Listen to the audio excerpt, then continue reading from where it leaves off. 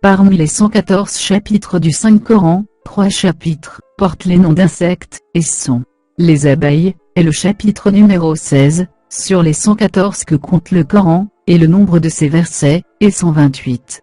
Les fourmis, est le chapitre numéro 27, et le nombre de ses versets, est 93. L'araignée, est le chapitre numéro 29, et le nombre de ses versets, est 69.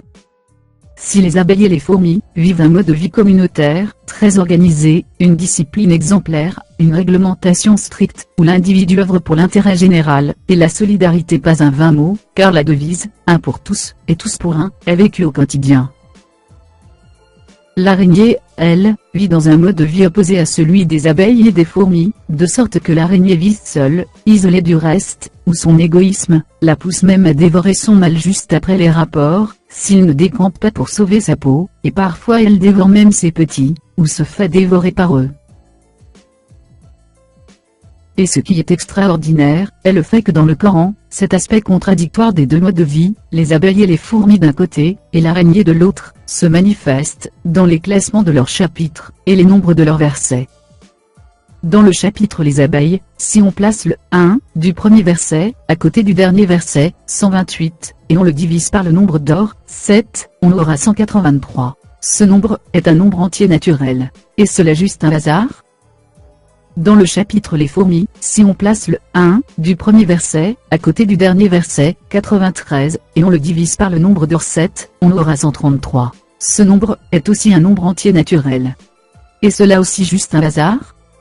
Et pour le chapitre l'araignée, si on place le 1 du premier verset, à côté du dernier verset, 69, et on le divise par le nombre d'or, 7, on aura un nombre qui n'est pas entier naturel, le nombre 691, n'est donc pas divisible par 7. Mais, puisque l'araignée a un mode de vie opposé à celui des abeilles et des fourmis, alors nous allons écrire ces chiffres dans le sens opposé au sens naturel, c'est-à-dire 691, on l'écrit 196. Et si on divise ce nombre 196 par le nombre d'or, 7, on sera étonné d'avoir 28, c'est-à-dire un nombre entier naturel. Et cela est aussi un hasard ?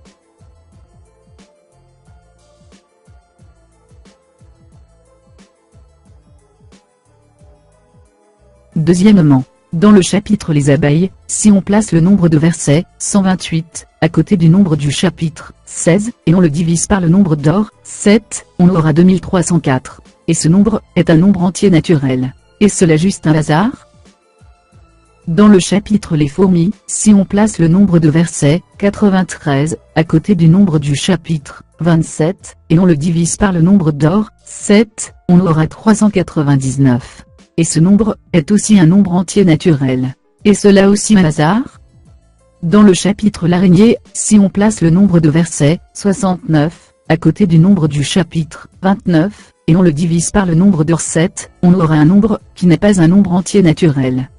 Mais, puisque l'araignée a un mode de vie opposé à celui des abeilles et des fourmis, alors nous allons écrire ces chiffres dans le sens opposé au sens naturel, c'est-à-dire 6, 9, on l'écrit 9, 6, pour les versets. Et 2, 9, on l'écrit 9, 2, pour le chapitre. Et si on divise ce nombre 9, 2, 9, 6, par le nombre d'or, 7, on sera étonné d'avoir 1328. C'est-à-dire un nombre entier naturel.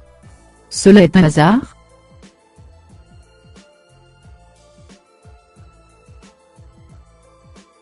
À l'opposé de l'araignée, nous remarquons qu'entre les abeilles et les fourmis, il y a une grande affinité et une grande convenance. Et ce qui est étonnant, est le fait que cette convenance a atteint un niveau inédit dans le Saint-Coran.